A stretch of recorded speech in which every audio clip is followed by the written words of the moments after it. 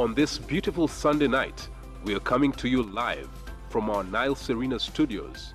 This is Perspective with Josephine Karunji. Good evening and thank you for joining us. Welcome to the show. We are coming to you live from the Kampala Serena Conference Center Nile Room. Now, we'd like to start our show tonight by observing a moment of silence for the students from Kampala International University who perished in an accident last night. Please, let's observe a moment.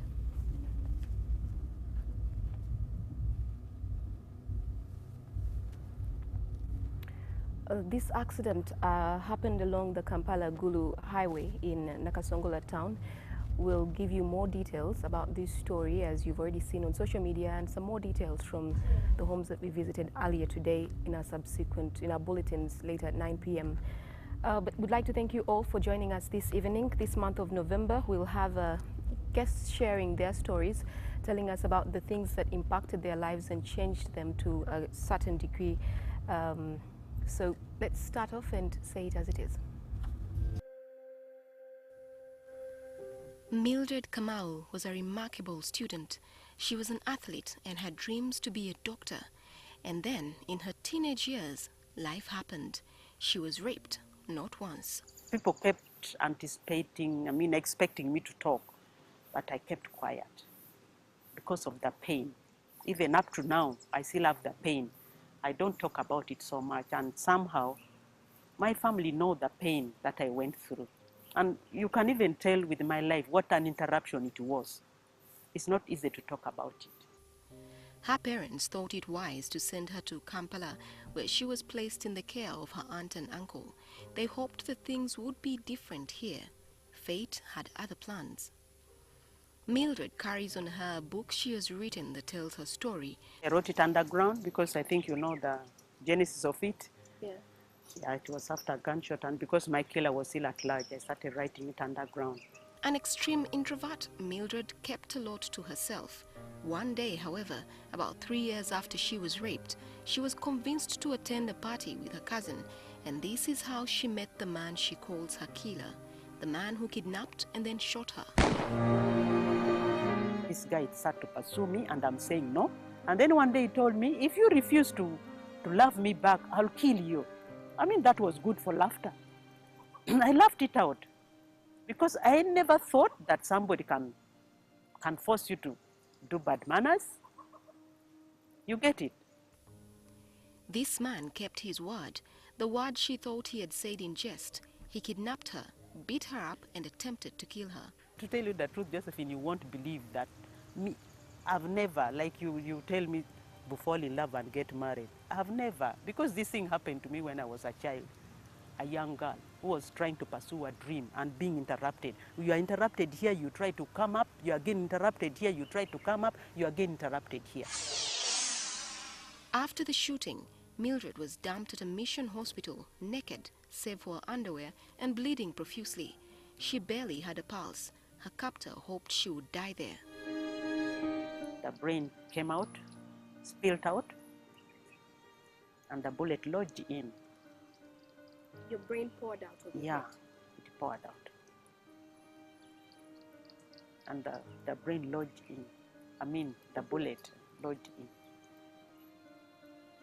I'm wondering why it never came out of my stomach, or why it never came out of my legs, but remained in the head while the brain was all out. So now what this mission hospital did was just to cover the head, the brain back to its place, on the head, by just a white piece of cloth, and then tied from here. Sometimes ladies are busy and they like to do that, and they tie from here, nod. Yeah, so that's what was tied on my head. To hold everything together. To hold the brain from falling off. So, if you remember your biology, just a prick of a needle in the brain is enough to make you vegetable. But this was a bullet inside there. The brain is out, leave alone being out, but the days it was out, while they were looking for me, it was rotting. Her body was placed on a gurney in the corridor on the way to the mortuary. So you stayed like this for how long? On For- that bed that was meant to get you into the mortuary? Teddy says about, I think, 3 to 4 days. In the corridor Mm, of a hospital with no one attending to you? No, they had made their point clear. They don't have a new brain. They knew you were dead or that you Yeah. were going to die? They knew, that's why they say they don't manufacture brain. Eventually, her uncle phoned her and transferred her to Mulago Hospital, where the plan was to remove the bullet before they could bury her body. That's when he said, if I knew you were going to leave, I would have taken your photo. So they knew they were taking you to Mulago to remove, The bullet before burial. they knew they were going to bury you? And even the professor, after operating me, said, go ahead with the burial arrangement.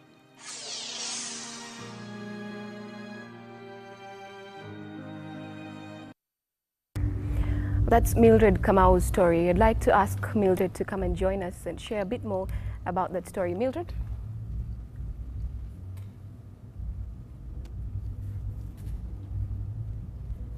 Mildred should be joining us. I'm hoping she isn't scared of the cameras.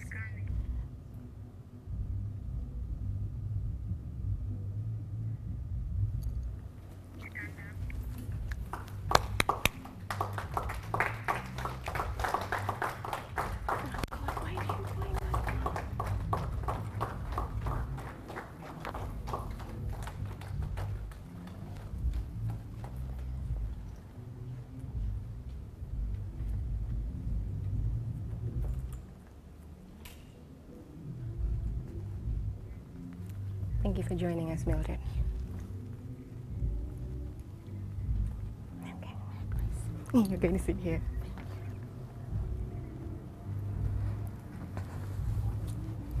Right, thank you for joining us, Mildred. Please let's make Mildred feel comfortable. Thank you for coming, Mildred. So I can't get over looking at that one picture that we have of you on that hospital bed, the Ghani. How is it that we have just one picture? Yeah, I lost most of the pictures when I lost my suitcase and other things. It was at a friend's place.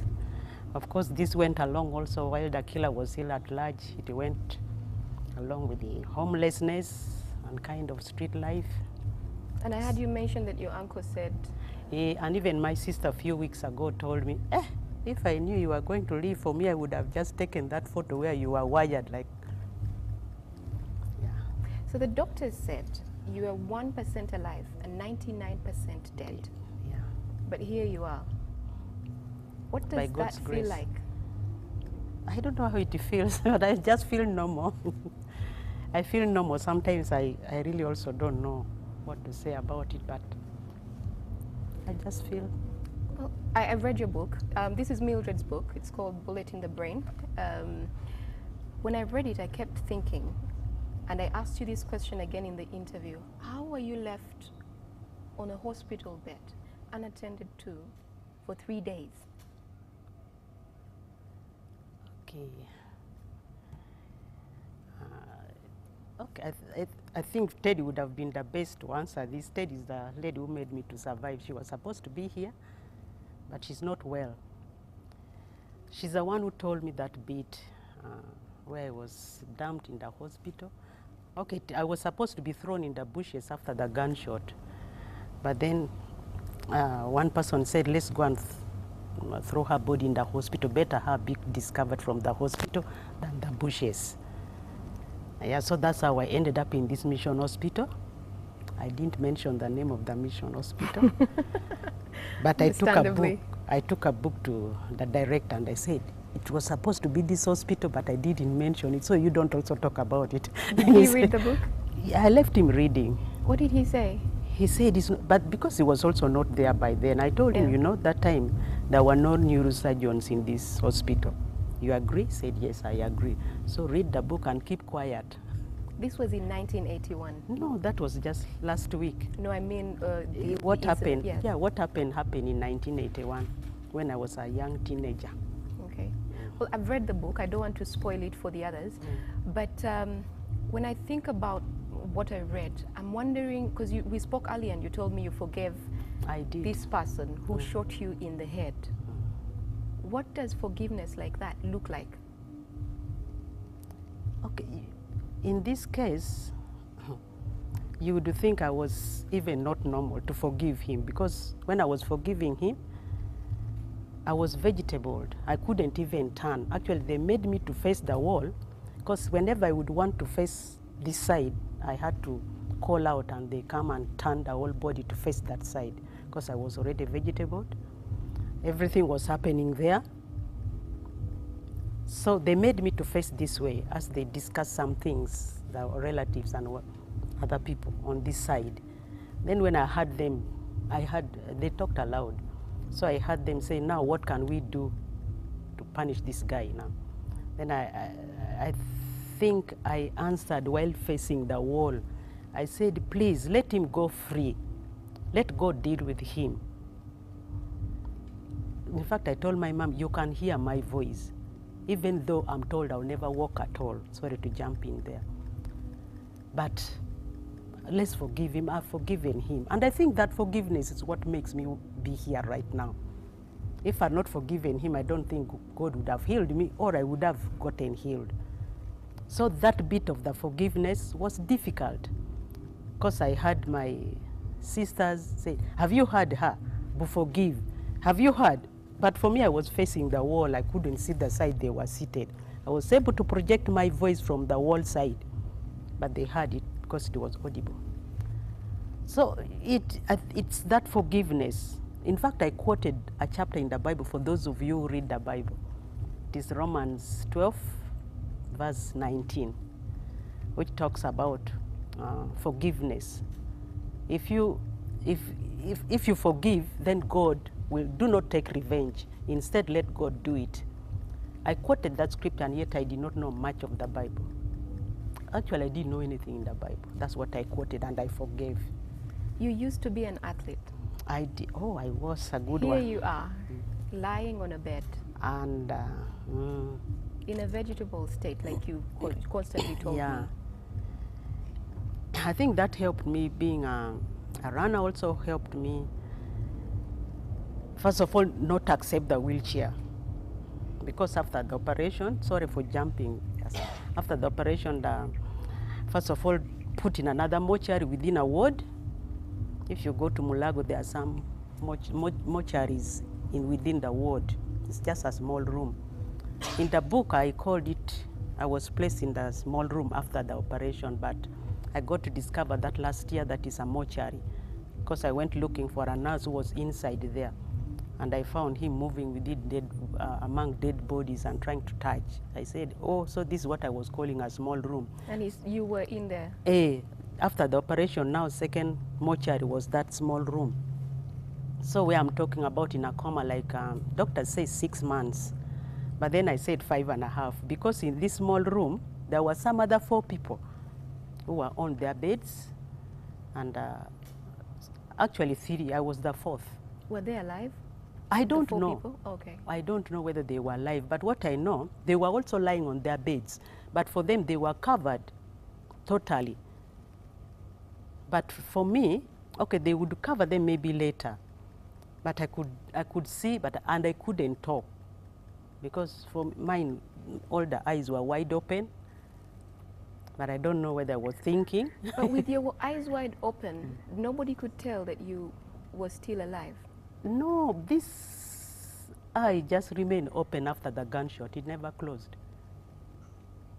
For 5 months, your eyes were wide open? Yeah, they said 6 months. Yeah, but I said 5.5, because now the happening in that small room, I was seeing these things that were happening. That was happening in the room, how somebody comes in. I'd never seen even a hospital trolley or what have you, because I'd never been to the hospital. I see somebody roll that big thing and rolls into that place. And then they lift one person and put on that thing, and then they cover. Then they roll the person away.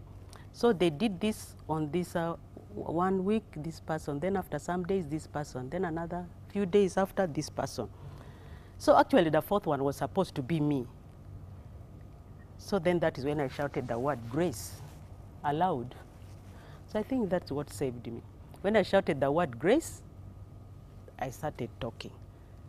And when I started talking, I started narrating the story of how I was kidnapped. If I hadn't seen the wound myself, and I'm hoping we can see, you're comfortable showing us. Yeah, Is I'll it show okay? you. Okay, well, if we could get the camera to just move a little closer so we could see what we are talking about exactly. Yeah. Your sense of smell returned about 8-9 years later. So for these years, you can't smell anything. Your sense of taste returned close to 10 years later. You couldn't taste anything. I couldn't taste anything. I would cook very nice food. By the way, I could cook. I would walk using the wall to go to the kitchen to cook. And I thank Mommy Joyce. There are two names here that are confusing. Mommy Joy and Mommy Joyce. Mommy Joyce actually is the one who taught me to cook, even though I was like that. So I would walk to the kitchen using the wall because I couldn't walk. So I have to hold the wall both sides, then go and cook. And my food would get burnt. I wouldn't even taste what I was cooking. I would eat just to survive, but I wasn't like you are eating. Well, you couldn't taste, you couldn't smell anything. Can we see the wound? Yeah, you come and help because it's fashion also. Well, okay. Is that visible enough?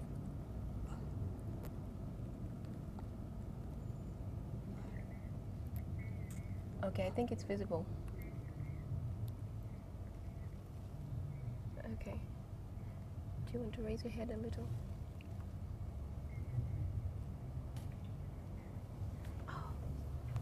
So that was the wound left after the gunshot. What is still the most difficult thing for you to do? You can clearly walk faster than most people. You were racing the other day. What's the most difficult thing for you to do? Yes, you do. I think I basically can do everything. Everything. Maybe steps. I know you don't like pity, but I think the most natural reaction you get when you meet people is usually, oh, Bambi, or something like that. How would you rather people react or respond to you if it was up to you? For me, whenever they would try to like sympathize with me, tell me those go labias and what have you, I would respond by smiling and laughing and saying, no, I'm okay. And then they would think I'm mad. But then what would make them say I'm not okay is I'm shaking because of the effect of the shaking. By the way, the shaking went off in 2013, just recently. But I would walk, shake, fall. But even when I was walking, shaking, falling, I was doing everything basically. You used to meet children on the streets and the reaction from them. Especially beggars. You know, some of them are lame and they just sit down to beg. I remember telling this one particular gentleman who had one leg and was begging me. But for me, I'm walking, shaking, and I'm not begging. So, and I kind of course I would feel bad also, but I would like, but you have a leg and both arms. I mean, both hands are there. Do people laugh at you? Would they ridicule you on the street as you walked? No, on the street as I was walking, actually nobody laughed at me. Except when I would fall down, then they would think I'm drunk. And nobody would help me. Thank you, guys. Guys would be the ones to help me, but ladies were bad news. They would never help me. Okay. Although I would have to beg. Bambi nyambako. Because when you fall down, they're seeing you so smart, but nobody will want to help you get up. They think maybe you are drunk, maybe you slept in Sheraton, or something like that, depending on where you are falling. I think one of the most surprising things for me, because now we know when people have difficulty or when they're ill, they make their way out of the country to get treatment abroad. But you were shot in the head, in a coma for 6 months, and you were treated only here in Uganda. Yeah. The whole time, all the 6 months. This was at Mulago Hospital? Yeah, Mulago Hospital. And I think once I went to, a friend of mine just took me to Nairobi Hospital, and I saw the doctor, but what they were offering was not better than our physio here. Wow. Okay, well, let's take a short break and we'll be back with more of Mildred's story. Welcome back. We're coming to you live from the Kampala Serena Conference Center Nile room. Now, just before we get into this segment of the show, there's a bit of sound that's leaking from a room downstairs from where we are, so your sound might have a bit of interruption, and we'd like to apologize for that, but I'm hoping you can hear us loud and clear. Now, before we continue with Mildred's story, I'd like to share some figures that I got from friends at UONET about violence against women and children. I'm hoping we can have some graphics running as we share this information. This report captures crimes committed against women and children between 2010 and 2016. In 2010, 109 women died as a result of domestic violence, compared to the 163 that lost their lives in 2016. 36 cases related to women trafficking were recorded in 2011, rising up to 375 cases in 2016. Girl child kidnap increased from 72 cases in 2011 to 572 in 2016. Mildred, you were kidnapped when you were still a girl. It was in your teenage years. Yeah. Right. Defilement cases rose from 14,973 in 2010 to 17,567 in 2016. Rape cases shot up from 898 in 2010 to 1,572 in 2016. Child torture increased to 808 in 2016 from 660 cases in 2010. There was a decrease in recorded cases of indecent assault that ranged from 910 in 2010 to 548 offenses in 2016. Cases of child stealing declined from 173 to 168 in 2010 and 2016 respectively. We'll keep having those graphics with more information flowing. I know we have cases of violence against women from 2010 to 2016. In 2010, there were 16,946 cases. In 2016, there were 31,041 cases. It's clearly going up, almost doubled actually. In 2010, the cases of violence against girls were 5,852. In 2016, there were 9,217. And according to the UDHS, 2016, women in Uganda are more than twice likely to experience sexual violence as men. More than 1 in 5 women aged 15 to 49, that's 22%, report that they have experienced sexual violence at some point in time. All that information will continue to run on the screen as we carry on with our conversation.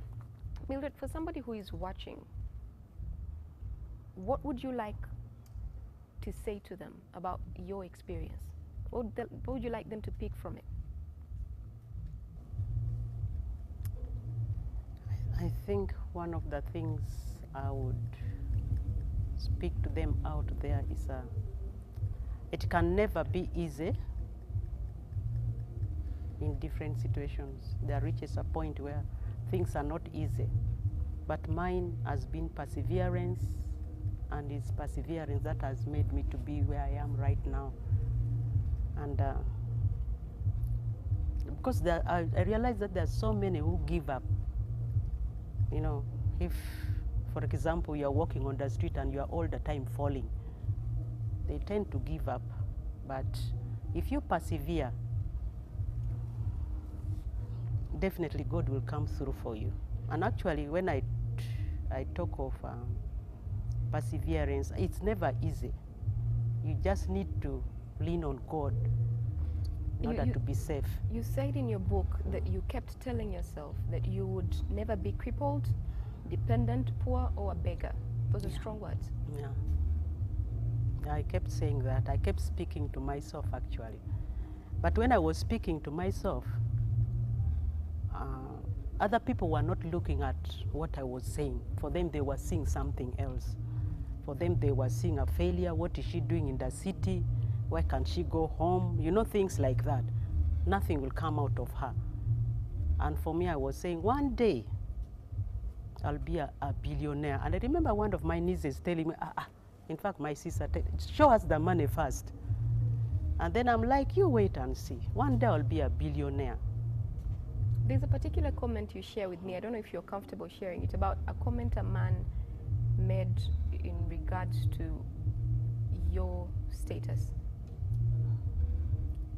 as a woman, whether you'd get married again. Oh, okay.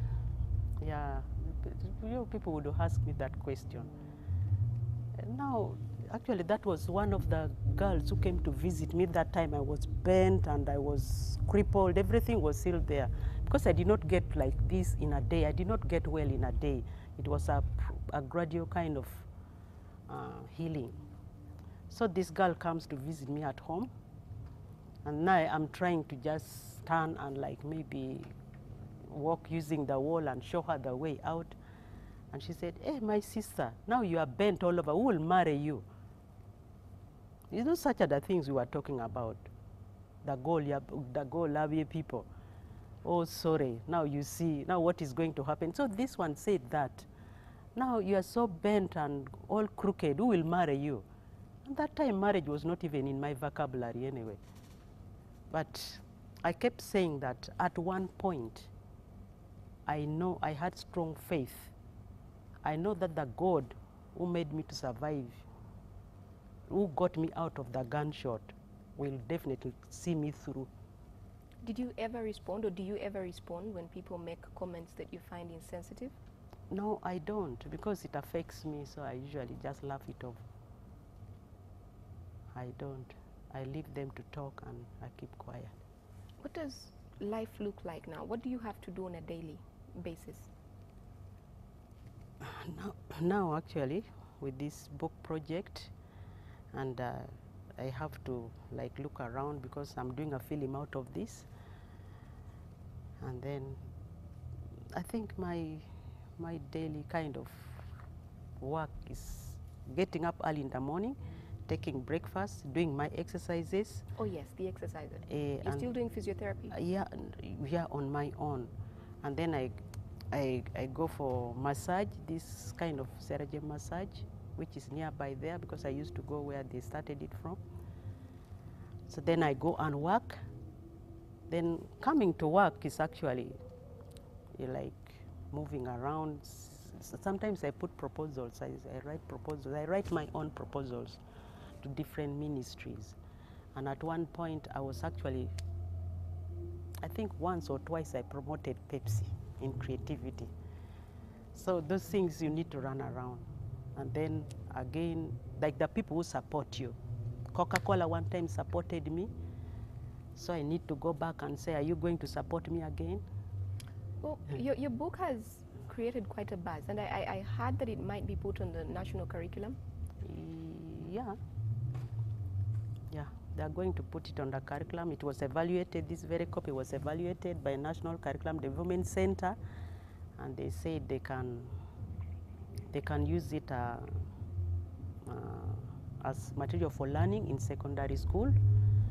Actually, second edition is it has like a bit more chapters added to it, but it's a similar story, same story. And it's supposed to be launched by the First Lady. This one was launched by the Speaker of Parliament in June 29th. Okay. So your journey hasn't been easy. I know that people might think that you jumped from the hospital bed to now. It has not been easy. What has been the hardest thing for you? The hardest thing I could say is getting people to believe what you are doing. Like getting people to believe what I was doing was the hardest. Do they believe your story when you're telling it? They do believe because the evidence is there. But kind of, you try to tell somebody what you're thinking of doing and somebody will laugh at you to, laugh at you like almost falling down. And then, like criticizing you and just laughing. I say, but somehow because I said it before that they don't see what I see. Yeah. All right. Well, thank you, Mildred. Let's take another short break and we'll be right back. Welcome back. Thank you for staying with us. We're talking to Mildred Kamau, who is sharing her life experience. It's quite an experience. Mildred, I know it just wasn't the rape, the gunshot. I know there were a lot more trials that you went through. I know, for instance, there's a live wire that at some point fell on you and burnt you up. Do you want to tell us about that? Yeah, that was in 2001 when I was actually in the middle of my work, and I happened to go to a friend's place because this also involved hunger. By the way, it was not easy. And You went hungry some days? Of course, sometimes it was really bad. Yeah. So I'd gone to a friend's place, like to look for what to eat, and I found she was not there. She had gone to Gayaza to visit her daughter at school, but I'd always gone to her place. So even if I find the maids or the house help, she had told me to tell them to just fix anything for me. So that day I had actually gone to see if it was a Sunday, I'd actually gone to see if I can eat something, then come back and have my own prayer at church. So after the eating, now I'm coming from Tinda. I was staying in Bukoto with my cousin. So then I dropped on the main road, now just sloping down behind Kabir International Club school. I find people by the roadside and I'm like, you know, Ugandans, I think it is curiosity. As for me, I have an agenda, I'm going to church, let me go. And I used to walk like a snail, very small, short steps, and shaking at the same time. And at night, it was actually bad for me to walk at night. So it was around 7:30 p.m. Yeah, in Bukoto, around Bukoto from the main road. Now I'm going behind there. My cousin's place was around the corner. So I find these people by the roadside and I'm like, as for me, I have my agenda. Let me make my way out. I mean, let me go ahead and just pass them and go. So I made my 2 lousy steps. Within the shortest time possible, I heard live wire making noise, and this pole was inside a tree. When I looked up, it was electricity wire burning up. So by that time, it made noise and it buzzed. I mean, it made noise and it got cut off. People took off. These people were by the roadside. Kumbe, the problem had started before. That's why they were by the roadside. And you couldn't run? And of course I couldn't run. So it got cut up from the pole. It came and coiled on me. In fact, I remember it was worse than the gunshot because I grabbed the wire. Somehow I didn't know what I was doing. I grabbed the wire. I can't tell you a lie. I never shouted Jesus. I think it was now the second time when I was already, the thing had thrown me on a cliff. Then I shouted Jesus now. So I got the live wire, swung it over my head. It got stuck on my neck. I tried to cover it, but it's a bad scar. Then it got stuck there. I got the other hand to help it up. It almost chopped this hand. I have the scar. So it almost chopped it. And then somehow I had metallic earring all over because it was a Sunday and I was in my Sunday best with a chain handbag. So I don't know how these things fell off, but I remember fighting it like a lion and it was shaking me in the middle of the road and I was also with it. It tore the lining of my dress. I swung it over my head. Somehow, I don't know how it dropped down after fighting me on the road. Then it dropped down and I don't know what lifted me and threw me on the cliff up there. It was a new road being dug, so the soil was piled up by the side. Somehow you found yourself up there? I found myself on a cliff and I'm looking down. Look, leave me alone to climb that, I wouldn't. So I don't know whether it was electricity power that got me on that cliff or it was God again who helped me to get up there. But burnt white,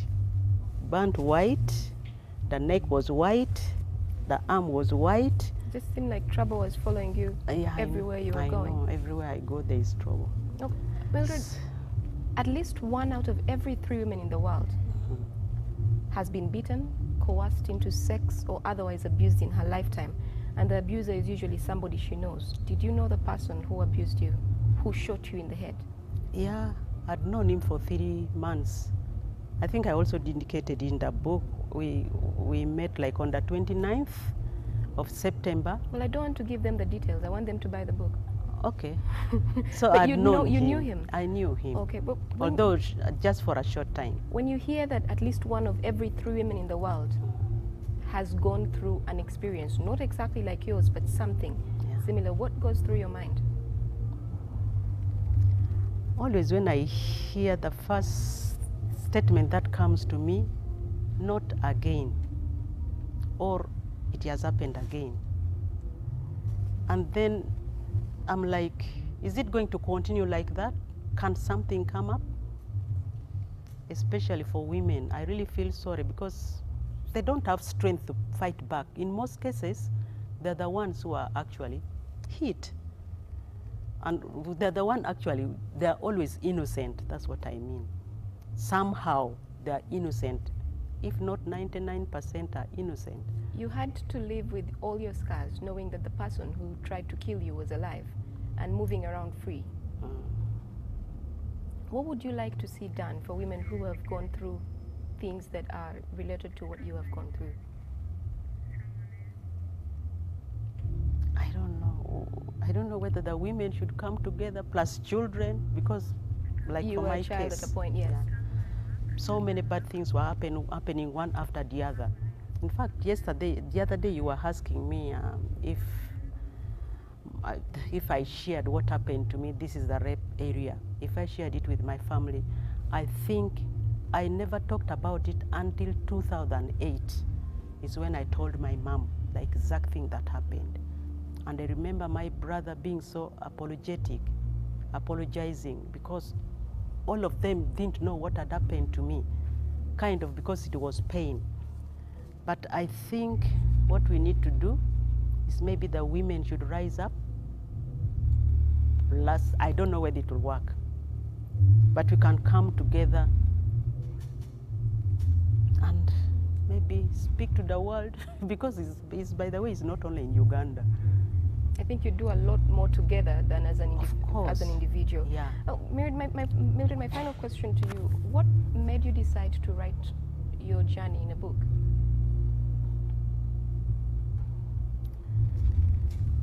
Yeah, when I left hospital, when I was discharged, I wasn't discharged as a normal person like the way I am. Okay, the mobility was not, the mobility was zero. And I would need somebody like to move me from here to there. And like, for example, if Mommy Joy went to work and Uncle Sam went to work, I would be left at the corner of the sitting room on the chair. And I remain actually at the mercy of the maid. So you wanted to share all of these experiences? Yeah, I think I should say this. And then now time comes when maybe I want to go to the loo, and she texts me once. The second time I'm calling her, she doesn't want to come. And I had to learn to just start crawling. That's when I told God, if you heal me, I'll want to write a book, this testimony into a book, and even do a movie on it, because it will really be your hand. Well, you're well on your way. The book is out. Of course. And the movie is it's in the pipeline. It's in the pipeline. Well, thank you very much for taking the time to speak with us, Mildred. Unfortunately, our time is quickly spent. Okay.